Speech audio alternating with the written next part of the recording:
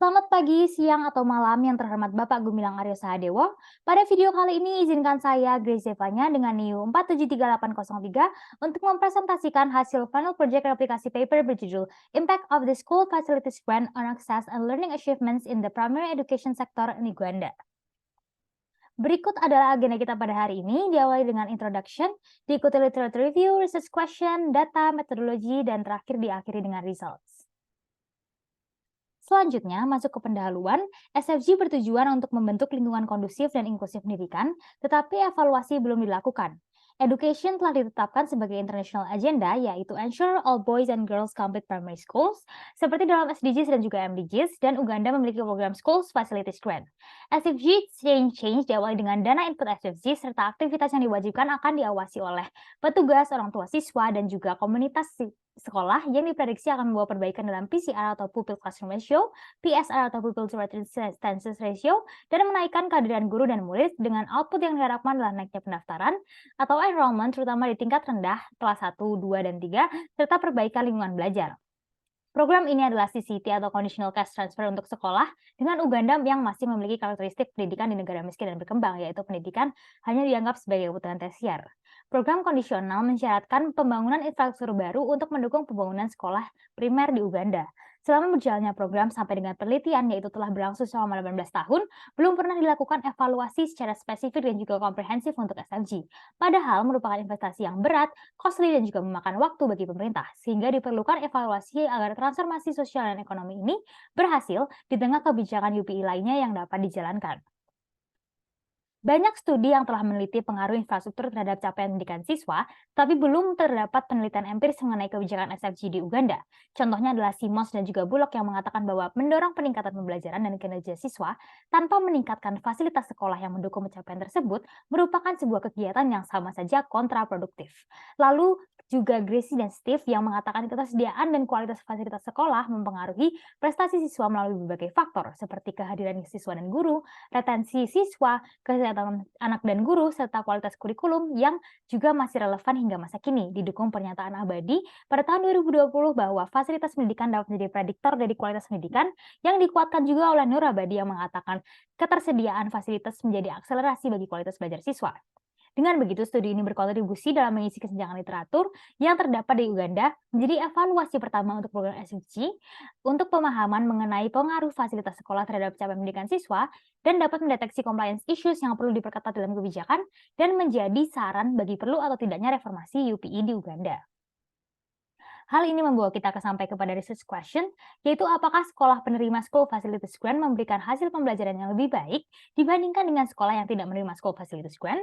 Dengan three extended questions, yang pertama sejauh mana program SFG meningkatkan hasil pembelajaran, yang kedua apakah SFG meningkatkan akses yang adil terhadap pendidikan dasar, dan yang ketiga sejauh mana program SFG meningkatkan kehadiran murid dan juga guru di sekolah. Dan hipotesis kami adalah ya, sekolah penerima SFG akan mengalami peningkatan keberadaan serta kualitas pada fasilitas sekolahnya, dan hal ini akan meningkatkan motivasi siswa dalam belajar serta bakti dan kedatangan guru yang secara bersamaan kedua hal ini akan memberikan hasil pembelajaran yang lebih baik. Dengan desain penelitian kami mentargetkan 3 outcomes of interest untuk dievaluasi, yaitu akses yang diproksi dengan enrollment, motivasi murid dan juga bakti guru yang diproksi dengan attendance, dan juga capaian pendidikan yang diproksi dengan test scores, terutama dalam numerik dan juga literasi. Sampling ditetapkan melalui strategi multi-stage certified random sampling. Dengan tahap pertama dipilih 301 sekolah negeri Uganda yang berasal dari survei pada 20 distrik saat baseline berdasarkan karakteristik tertentu, yaitu memiliki infrastruktur tidak memadai dan membutuhkan dana. Lalu random sampling pada tingkat sekolah untuk membagi kelompok treatment dan juga kontrol dengan 160 sekolah dipilih secara acak. Treatment diterapkan dengan metode phase-in atau bertahap seperti pada bagian kanan, dengan fase 1 sebagai kelompok treatment yaitu fiscal year 16-17 dan juga 17-18, berjumlah masing-masing 64 dan juga 96 sekolah dengan total 160 sekolah treatment. Sementara itu fase 2 menjadi control group, yaitu sekolah yang menerima perlakuan setelah 2019 pada 141 sekolah. Terkait dengan data collection, pengumpulan data atau survei dilakukan pada 3 tahap, yaitu baseline, midline, dan juga endline. School level data mencakup informasi mendaftar sekolah, kehadiran guru dan murid, infrastruktur yang dibangun, penyediaan makanan, bantuan dari NGO sebelumnya yang diperoleh dari EMIS dan Kementerian Pendidikan dan Olahraga Uganda. Individual level data diperoleh dari survei dengan data guru, data siswa mencakup demografi, kondisi kehidupan, serta skor tes, numerik dan juga literasi yang diambil sebanyak 14-26 siswa kelas 3 pada tiap sekolah pada data baseline yang akan mengikuti follow up test pada saat siswa kelas 5 pada data inline diambil. Pada data selanjutnya akan dilakukan balance test agar memastikan bahwa kelompok treatment dan juga kontrol tidak berbeda secara signifikan. Lalu selanjutnya metode difference in differences dan propensity score matching digunakan untuk mengevaluasi dampak jangka pendek dan jangka panjang dari program. Yang pertama adalah metode DID untuk mengukur short term analysis, mencari efek intention to treat atau ITT dalam membandingkan data baseline dan endline pada kelompok treatment dan juga kontrol. Metode ini memperhitungkan time variant dan invariant factors dengan asumsi parallel trend assumption.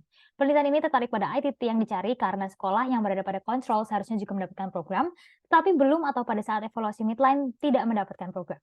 Spesifikasi model adalah outcome sama dengan alpha ditambah beta 1 dikali P subscript C ditambah delta dikali T subscript T ditambah delta 1, variabel interaksi treatment dan juga waktu di sini adalah menjadi ketertarikan di ID kita, dan beta 2 dikali covariance subscript I, JK, dan error ditambah error term. P adalah dummy treated program dan T adalah dummy waktu dengan I adalah subscript siswa, J sekolah, dan juga T periode. Beta 1 adalah locally fixed effect dan juga delta 1 adalah impact yang dapat kita atribusikan kepada SFG. Selanjutnya adalah estimasi dengan PSM yang menggunakan data sekunder dengan melihat karakteristik sekolah-sekolah di Uganda sejak tahun 2006 sampai 2017 untuk di-match antara grant dan juga non-grant pada 2.625 observations. Data diperoleh dari Kementerian Pendidikan, Kementerian Keuangan, dan petugas pemerintah daerah dengan dia adalah status treated. Teknik matching yang digunakan mencakup nearest neighbor, kernel, dan stratifikasi berdasarkan variabel matching yang mencakup siswa yang mendaftar berdasarkan gender, jumlah guru, dan juga jumlah siswa mengulang. Dengan ATT atau Average Treatment Effect on the Treated menjadi impact yang dicari pada estimasi ini. Masuk ke bagian hasil dan pembahasan, yang pertama adalah Treatment Effect on Access by Gender and by Grades. Estimasi ini merupakan OLS dan belum menggunakan metode DID dengan example syntax regresi enrollment boy at grade 1 on actual 2.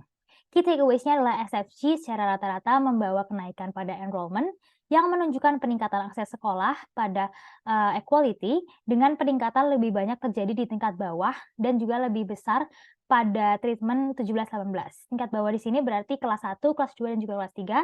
Dan hasil ini bersifat underestimate jika dibandingkan dengan hasil dari metode DID yang menggunakan variabel interaksi. Kode plus pada judul kolom di sini menunjukkan digunakannya covariates yang mencakup school location atau urban atau rural, lalu disediakannya makan siang atau tidak, dan pernah menerima dana bantuan NGO sebelumnya atau tidak. Ditampilkan tabel untuk kelas 1 sampai dengan kelas 3 karena banyaknya pertambahan kebanyakan terjadi di kelas awal, di tingkat kelas 1, 2, dan 3, dan kelas 4 ke atas hanya sedikit mengalami peningkatan. Dan juga ditunjukkan bahwa kenaikan sebenarnya tidak lebih besar antara fiscal year kedua.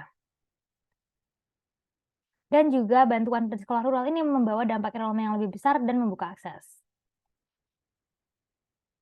Selanjutnya adalah treatment effects on pupil attendance dengan hasil regresi OLS terhadap treatment saja, belum menggunakan variabel interaksi DID, dan SFG secara keseluruhan membawa kenaikan pada kehadiran siswa atau meningkatkan motivasi belajar. Signifikansi lebih terlihat di P1 sampai 3 atau kelas 1, 2, dan 3, ternyata lebih terlihat di siswa bergender perempuan dibandingkan siswa bergender laki-laki. Serta lagi-lagi, penelitian OLS ini bersifat underestimate jika dibandingkan dengan penelitian yang menggunakan variabel interaksi. Dengan plus berarti sama seperti sebelumnya, ada grade yang ditampilkan dan menggunakan grade 1, 2, 3 yang memiliki penambahan banyak dari motivasi belajar siswanya. Efek DID adalah 177,73 percentage point dibandingkan dengan OLS tadi hanya berjumlah 98,64. Dengan pemberian SFG kepada sekolah akan meningkatkan kehadiran siswa sebesar 177,73 percentage point karena attendance dicatat di dalam percentage dari enrollment. Selanjutnya adalah treatment effects of SFG on PCR, PTR, PSR, dan juga teacher attendance. Dengan key takeaways-nya, SFG membawa peningkatan pada PCR, PTR, dan juga PSR, dengan yang signifikan hanya kelompok pada 2 PTR. Kenaikan pada 3 hal ratio ini akan berdampak buruk pada kenyamanan siswa dan juga persepsi orang tua siswa, dan juga kenaikan pada PCR dan juga PTR khususnya akan membawa ketidakefektifan bagi pembelajaran karena overcrowded pada classroom atau teacher yang sedikit mengajar siswa yang terlalu banyak. Selanjutnya adalah impact of SFG on academic achievement in numeracy and literacy, dengan 3 kolom bagian kiri menunjukkan hasil tes numerik dan 3 kolom bagian kanan menunjukkan hasil tes literasi. Yang pertama adalah kode 1 menunjukkan OLS tanpa variabel interaksi, kode 2 menunjukkan DID tanpa variabel kontrol, dan juga kode 3 menunjukkan DID dengan variabel kontrol. SFG pada fiscal year 16-17 membawa dampak negatif pada skor tes, tetapi lebih kecil dibandingkan dengan DID. Tetapi lebih kecil saat estimasi diukur dengan DID. Hal ini dapat diatribusikan pada terganggunya proses pembelajaran dengan adanya pembangunan, tetapi sebaliknya, hasil pada fiskal year 17-18 menunjukkan respons yang baik dan juga signifikan pada literasi hasil DID dan numerasi hasil OLS. Sekolah di desa membuat hasil ini lebih rendah, menunjukkan ketimpangan kualitas antara pendidikan di desa dan di kota, dan juga disediakannya makan membuat hasil tes meningkat pada anak-anak yang disediakan makanan. Hal ini membawa kita kepada hasil estimasi terakhir, yaitu estimasi dengan menggunakan propensity score matching yang dilakukan pada 2.625 observations dengan 2.287 adalah non-grant dan 338 adalah grant. Efek dari intervensi SFG terhadap sekolah adalah meningkatkan jumlah murid per kelas sebanyak 3,077 menurut Niels-Neighbor, 6,743 menurut Kernel, dan 6,271 menurut sertifikasi tergantung metode matching yang digunakan. Meningkatnya PCR dapat diartikan sebagai meningkatnya jumlah pupil yang lajunya lebih besar dari peningkatan jumlah ruang kelas. Hal ini menunjukkan akses yang lebih, tetapi PCR yang lebih tinggi pula. PCR tinggi dapat menyebabkan kelas menjadi inefektif. Sebenarnya, kombinasi DID dan PSM ini dapat digunakan untuk evaluasi yang lebih valid, tetapi sayangnya data tingkat sekolah seperti PCR, PTR, dan juga PSR tidak disediakan oleh kementerian untuk sebelum dan juga sesudah treatment, melainkan data hanya dimiliki untuk data setelah treatment atau data pada midline dan endline saja. Hal ini menunjukkan adanya spillover effect dari hasil-hasil penelitian tadi dengan naiknya motivasi belajar siswa, PSR, dan juga akses sekolah yang ditunjukkan dari jumlah pendaftar yang melonjak, menggambarkan pendanaan dan hibah yang diterima oleh sekolah menarik perhatian orang tua siswa dan meningkatkan kenyamanan anak di dalam sekolah, misalnya mendapatkan ruangan layak dan juga kloset yang layak. Tetapi, hal ini juga meningkatkan PCR dan juga PTR atau pupil ratio to class and juga to teacher, peningkatan siswa lebih dari peningkatan guru dan peningkatan jumlah kelas, yang tanpa diikuti peningkatan kualitas, hal ini dapat berindikasi buruk pada kualitas pembelajaran siswa. Yang ketiga adalah turunnya skor tes numerik dan literasi siswa dengan tidak adanya perubahan dari kehadiran guru. Diterimanya SFG oleh sekolah justru menurunkan skor tes, dan hal ini dapat diatribusikan pada anak-anak yang sangat rentan terhadap kualitas lingkungan. Dengan guru yang tidak diberikan aturan ketat juga, guru tidak meningkatkan kualitas pembelajaran pada siswa, dan akhirnya siswa terganggu dengan adanya pembangunan sekolah, dan skor tes akhirnya menurun. Paper ini setuju dengan pengaruh esensial dari infrastruktur, tetapi SFG belum dapat menyelesaikan semua permasalahan infrastruktur pada UPI. Dengan kesimpulannya adalah kami menemukan bahwa SFG membawa dampak positif terhadap akses dan juga attendance siswa, tetapi tidak dengan kehadiran guru dan tidak pula dengan adanya test score, yang menunjukkan diperlukannya reformasi peraturan SFG, yaitu peningkatan engagement seluruh stakeholders, insentif penambahan jumlah guru dengan pengetatan aturan, peningkatan kualitas kurikulum, dan juga double shift system. Peningkatan engagement dapat diberikan dengan pengetatan supervisi dari juga komunitas, peningkatan peran orang tua siswa, juga siswa dan guru itu sendiri. Insentif penambahan jumlah guru dan juga dengan pengetatan aturan dapat memberi guru insentif untuk terus hadir di sekolah dan juga memberi pengecilan terhadap pupil to teacher ratio yang akan meningkatkan keefektifan pembelajaran. Peningkatan kualitas kurikulum juga dapat diberikan dengan adanya penyetaraan dan memperkecil gap antara rural dan juga urban. Dengan double shift system dapat dilaksanakan dengan sistem pagi dan juga sore. Dengan kelas ini akan memperkecil pupil to class ratio atau pembangunan dari SFG ini dapat dikurangi dengan dibangun di luar jam sekolah. Secara keseluruhan, studi ini memberikan gambaran potensi yang baik dari hasil evaluasi program School Facilities Grant. Dengan SFG yang tidak efektif pada seluruh harapan outcomes, bukan berarti buruk dan harus dihentikan, tetapi hal ini justru menunjukkan adanya urgensi yang lebih lagi dalam implementasinya. Investasi yang mahal, berat, dan juga makan waktu bagi pemerintah ini harus dilanjutkan dengan peningkatan kerjasama dari seluruh pihak sehingga dapat menghasilkan outcomes yang di-desire dari awal. Kesimpulan tersebut sekaligus menjadi akhir dari presentasi saya. Selamat pagi, siang, atau malam. Terima kasih atas perhatian Bapak.